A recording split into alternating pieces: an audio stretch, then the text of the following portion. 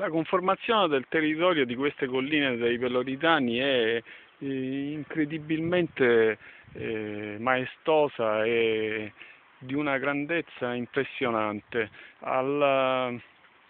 Di fronte a noi montagne di 1000-1200 metri che si aprono su dei bacini di raccolta dell'acqua grandissimi e si scaricano tutti su un'area molto piccola di tutta la cosa. Quel paese da sotto che è? Quale? Quello là. Briga. Ah, Briga. Giampilieri dall'altra parte. No, io adesso ho il Qua di fronte a noi abbiamo Briga Superiore che è praticamente nel letto del fiume, Briga Superiore, ed è proprio in mezzo al punto di raccolta dell'acqua di tutto questo grande bacino. Qua di fronte a noi abbiamo la villa di Langer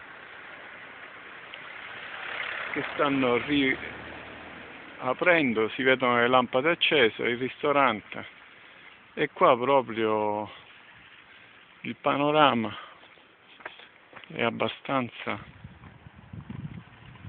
chiaro, nonostante siamo al tramonto.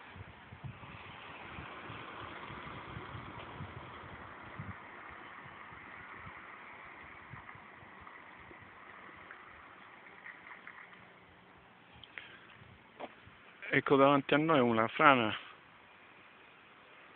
che è finita nel torrente, ovviamente. Questa è la conformazione di queste montagne, che sono una parte della catena dei Peloritani, che ha una formazione geologica antichissima. Questo tipo di roccia ha 300 milioni di anni, nel resto del pianeta si trova una profondità enorme, è composta da gneiss, si trova solo sui Peloritani e sui monti dell'Aspromonte, che sono là di fronte a noi in Calabria, oltre il canale.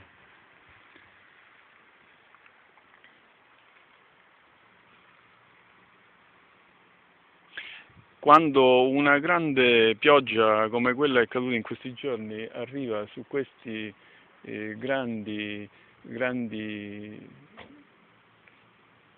torrenti, tutto quello che si trova di fronte ovviamente lo trascina via come un fiume, cioè si trasforma in un fiume.